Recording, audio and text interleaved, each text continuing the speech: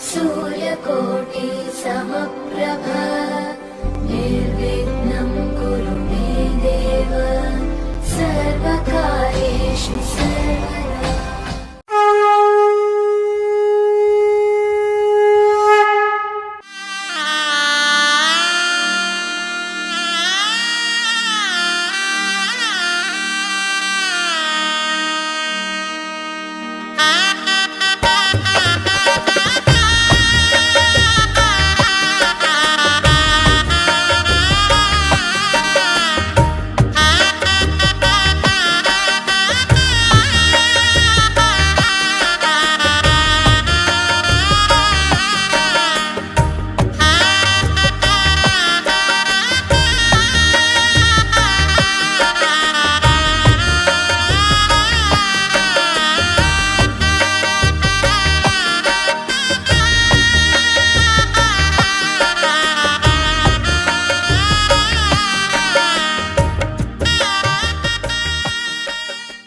जब एक पारिवारिक मांगलिक उत्सव सामाजिक उत्सव बन जाए तब वो केवल एक उत्सव नहीं रह जाता, बल्कि समाज के लिए प्रेरणा का पर्व बन जाता है।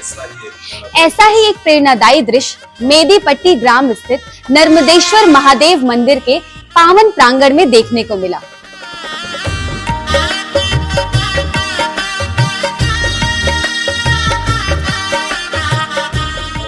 अवसर था प्रसिद्ध समाज सेवी, सरल हृदय, जन जन के प्रिय, हर दिल अजीज श्री सुरेंद्र लाल श्रीवास्तव के द्वितीय सुपुत्र के विवाह समारोह का।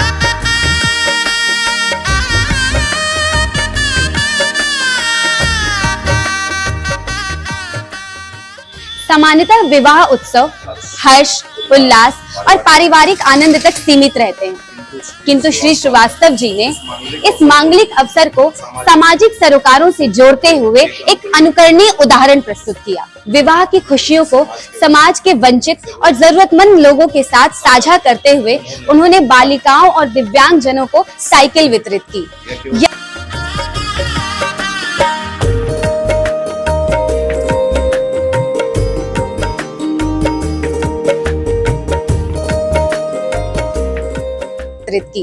यह केवल साइकिलों का वितरण नहीं था, बल्कि शिक्षा, आत्मनिर्भरता और सम्मानजनक जीवन की ओर बढ़ने का एक सशक्त संकल्प था।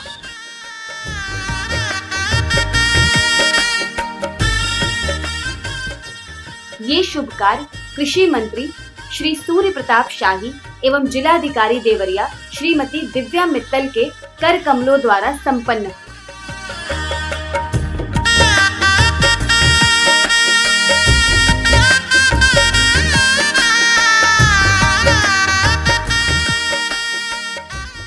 इसमें यह संदेश भी गया कि उत्सवों की वास्तविक सार्थकता तभी है जब उनकी खुशियां समाज के अंतिम व्यक्ति तक पहुंचे।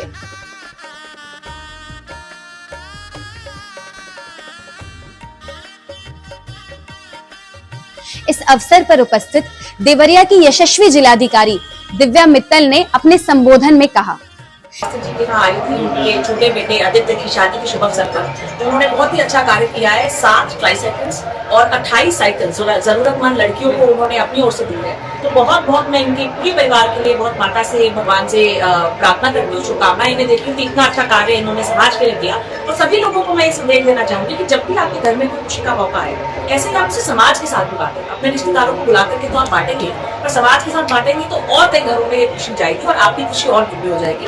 इसी के साथ इनको बहुत बहुत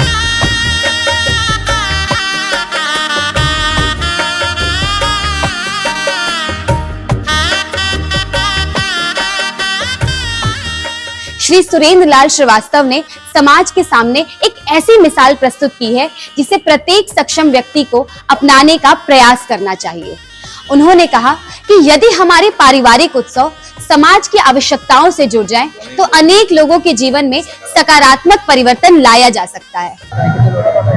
2019 में यशस्वी एवं तपस्वी मुख्यमंत्री श्री आदित्यनाथ योगी जी महाराज के द्वारा ही मंदिर का लोकार्पण हुआ था।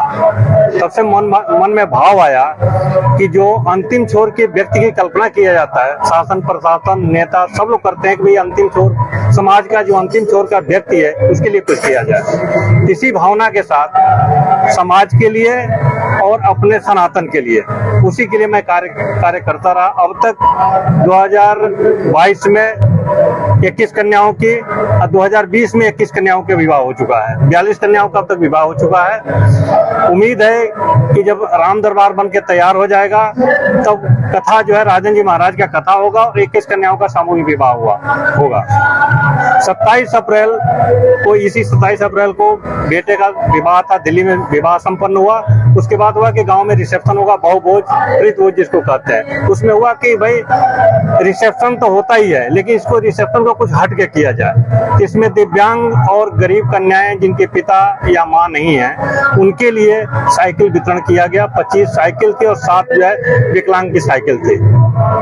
इस तरह का कार्यक्रम करने का उद्देश्य क्या था, लोगों के बीच में क्या संदेश देना? देखिए, उद्देश्य यही है कि भाई अगर महादेव जी की कृपा के, सब कुछ महादेव जी के द्वारा ही संपन्न हो रहा है, मैं तो माध्यम हूँ, समाज के लिए कुछ किया जाए। महत्वपूर्ण बात यह नहीं है कि कितने ऊंचे पद पर हम विराजमान हैं, महत्वपूर्ण बात यह है कि उस पद पर रहते हमने सोसाइटी को क्या दिया, समाज को क्या दिया।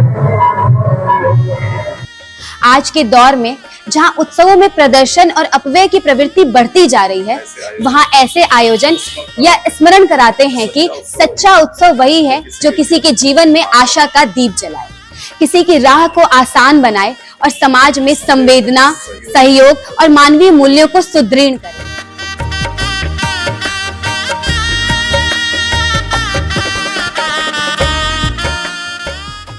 निश्चित रूप से मेदीपट्टी ग्राम में आयोजित ये विवाह समारोह केवल 2 परिवारों का मिलन नहीं, बल्कि सामाजिक उत्तरदायित्व, मानवीय संवेदना और लोक कल्याण की भावना का एक प्रेरक अध्याय बन गया।